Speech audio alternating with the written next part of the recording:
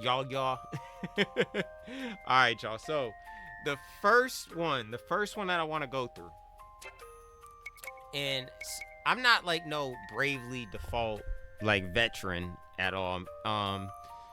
But I do love the series. I played the first one of the first ones on DS for a little bit. This was back when the DS almost was like taken off the shelves. I did play through Bravely Default 2. We might go through that again at some point in the future. I beat the game, and I did a lot of grinding and with the classes. And one of the advice that I was taught in in that game, Bravely Default 2, and I want to tell people about in this game because it applies. The job system in Bravely Default is awesome, y'all. You're gonna have a ton, a ton of jobs in it, and it's gonna be easy to get overwhelmed because are there some that are stronger than others? Yes, but the game itself is not hard, y'all. Um, the game itself isn't hard. You can grind, get stronger, you can get good abilities, but at the end of the day, tip one is play with the jobs that you like. Play with the jobs that you like. My favorite, I have right now, as of right now, my favorite jobs are in this game so far: Summoner, Black Mage. Um, so I'm using it. Black Mage, I have a combination of Summoner and Black Mage on Ares right now. Um, and then I have Freelancer on Tiz just because I'm unlocking one ability, but eventually my whole party's gonna have to unlock this ability. But we'll get into that later. That's gonna be another tip. But tip one, play with any job that you like. Try mismatch. Try different jobs, y'all. Okay? The game itself, if it's not hard to where you're gonna get to the point where you can't beat anything. You can always drop down on easy if you're having too much trouble on normal. But again, you're not gonna be, as long as you're grinding and staying a couple levels behind the recommended level that they give you, which is a cool feature on this game. When you go into dungeons, you're gonna be fine. And we'll get in. If you really get in a rut, I'll show you what you guys can do.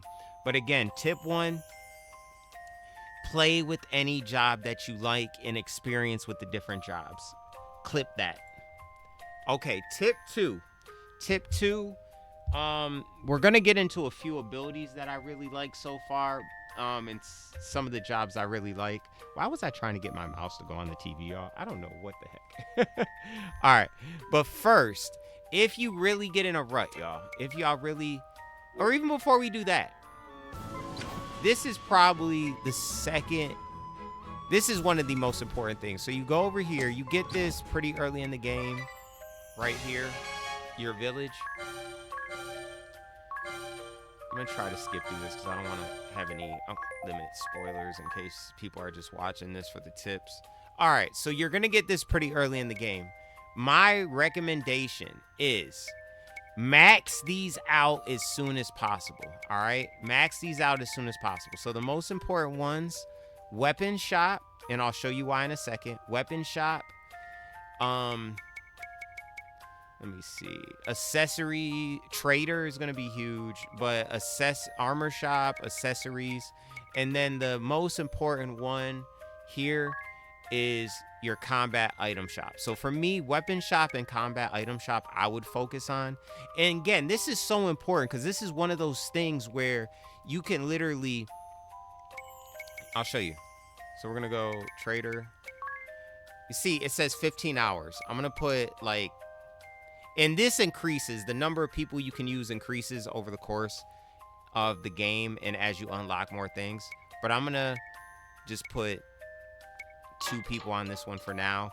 And it says 7 hours. Now, as long as I keep my Switch in sleep mode, I can go sleep overnight, go about my day, come back, and it'll continue to go, so it'll be done.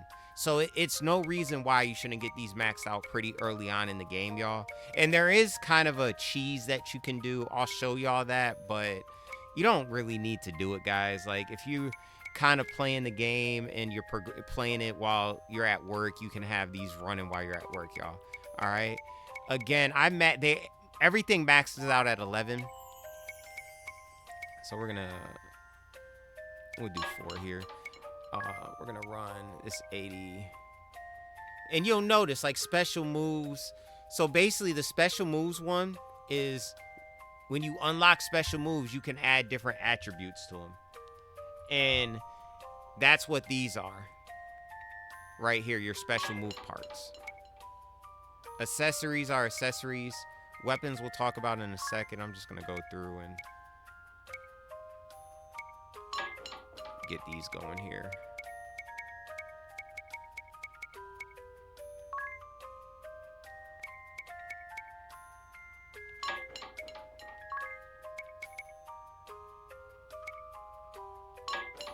Okay.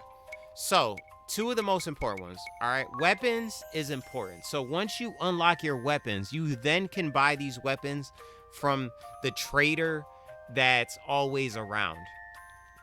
All right. And once you get to level 6, slight spoiler, but once you get to level 6, I believe, you're going to unlock this weapon right here, the Angel Bow. The Angel Bow, especially early in, I haven't quite hit mid-game, but it's early game. This is by far. This is a mid-game weapon. Probably, maybe end game too. I don't know yet, but mid-game for sure. And towards late game to end game possibly. Early game, you're gonna, by far, a great weapon. You get these kind of weapons when these bigger and stronger weapons when you unlock as you improve and upgrade the weapon shop in that village. And again, Angel Bow is levels when you get to level 6. And then there's tons of other ones you can get. And as you go, you upgrade it. The weapons are expensive, y'all. So some of them you're not going to be able to afford right away. Angel Bow, if you don't spend too much money and go crazy, you can get it pretty early. It's not too pricey, but the other stuff is. But again, level that up. Get Angel Shop. That'll help you if you're struggling to beat enemies. And it also charms enemies. It has a chance to charm too. It's a great weapon, and for what you get it at level 6 again, and if you don't have to invest much money to get it either. Now, the other thing I'm going to say, as you upgrade these, you also get rewards. And one of those rewards is going to be your combat items. Your combat items are items that you can use against enemies, and it's AoE, so it's against all of them. And it's a set rate. Unless there's a weakness, it'll go higher, right? And it's magic. So if you have a party member who's not as effective fighting an enemy, I just use one of those items, right? And some of them are extremely strong. So as you get, so you can see, this is major. So this one is one of the stronger ones you'll get. I think level maybe 6, 7. Major fire, but again, it's AoE. It's gonna hit everybody, all the enemies, and this is 2,000 a pop right here. Your moderate ones are gonna do 500. So early game, the moderate ones, they're pricey. They could be a little bit pricey early game, but most of my money went towards these. And then once I learned that you can get upgraded weapons when you upgrade the weapon shop, I stopped buying weapons in the store.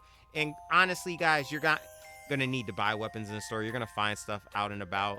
This is a pretty lengthy tip, so I'll summarize it in a little bit here for you. If you're struggling with the game, again, you could get these, but they're also good to have if you're fighting and somebody in your party just is not effective against somebody and you can use it. All right, or if you don't have many magic people. Okay, so let's summarize. Tip 2. Tip 2 is take advantage of the combat items. All right, take advantage of the combat items. Buy some, always have them on deck. And then if you want to get stronger ones, you simply go here to your village and you're upgrading the weapon item shop. Now, you will find them in treasure chests.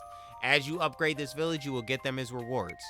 Part of this tip, too, is upgrade the weapon shop and get the Angel Bow as soon as possible.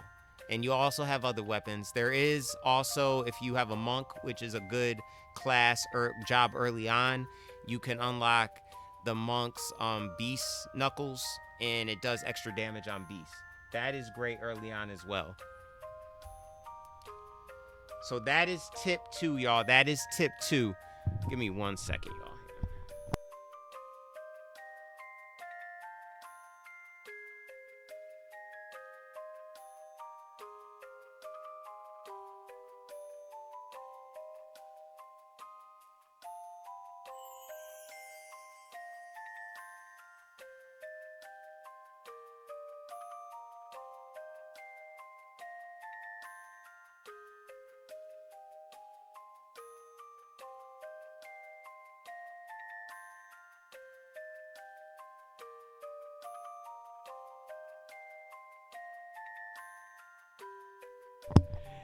Sorry guys, that was my wife. I was gonna get finishing up the last tip, and I was gonna go pray and help put my son to sleep like we do every night. But he's so tired. I had to pray over the phone. I couldn't make it to the room in time. All right, y'all. So, recap. Tip 1: play with all jobs, with the ones you like, and experiment. Tip 2: level up the combat. Level up this whole village as fast as you can, but level up the combat. This one right here, combat items and weapon shop as soon as possible. Weapon shop so you can get access to angel bow and the beast knuckles or whatever they're called for your monk. And those 2 weapons will help you out greatly, especially early game, guys, even into the mid game. Combat items, you want to level this up. So if you're in a combat and you have members that aren't effective, you can use combat items to help out with damage, y'all. Okay, that is tip 2. All right. Tip 3. I'm gonna say most games, most RPG games, JRPGs, there's always a spot somewhere in the game, maybe multiple spots, where you can grind.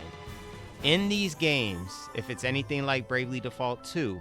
There is going to be a spot later in the game where you'll be able to do a lot of JP grinding and experience grinding. But over the course of playing, you're going to get a good amount of experience just going through the dungeons, guys. All right. And I recommend staying my tip is stay a couple levels above the recommended level. All right. And then don't worry too much about JP. But like I said, there's going to be a spot, usually always a spot later in the game where you can farm JP, okay? That is tip 3. Clip that. All right, the final tip that I want to talk about is just some of the abilities, y'all. Some of the abilities. Usually, Freelancer always has, it's not a strong job, but it's the first job you start the game with, but it always usually has abilities that you want to get and give to everybody, all right? So one of those abilities is examine, which you get first in the game, and it's helpful to have that so you can know people's health and weaknesses when you're fighting. The big one for Freelancer though is JP up. JP up is the big one. Oh, it's actually at level 10 you get it, which I'm almost there. I thought it was 11. Okay, so yeah, level 10 you get JP up. So basically you're going to get a JP up boost when you're out fighting and grinding. And that's an ability you want to give to everybody. So when eventually I'm going to give it to Tiz now. And then when I get to a good spot, when I find that spot late game that's good on JP grind, and that's when I'm really going to grind and give everybody that for sure. But I can't wait to get that because then I'm going to give Tiz so many of these other jobs I want to play with y'all. But my recommendation is always go through these jobs, look through some of the abilities. All right, you can look them up if you don't fully know what they are, but Freelancer JP up is a must on everybody, y'all. It's gonna make your job life a little bit easier. What I would actually do is probably once I finish getting Tiz to JP up, I'll probably just give this job to somebody else and get them started on it, just to make the process easier going through the game. But if you come across a boss you can't beat, you can always take it off and put another job on them if you need to. But so This tip, I'm going to throw this in here too. Take advantage of job command. So it's basically you have your main job and your job command, your secondary abilities. You can't progress this anymore, but you have access to it. So I basically gave Tiz Black Magic just in case I needed another magic person, because Ares is my main magic person. So tip 4, go to give everybody JP up from the freelancer, y'all. Give everybody JP up from the freelancer. Clip that. That is tip 4. All right, y'all. Now we're going to get into the game, all right? So I got to figure out where I left off here.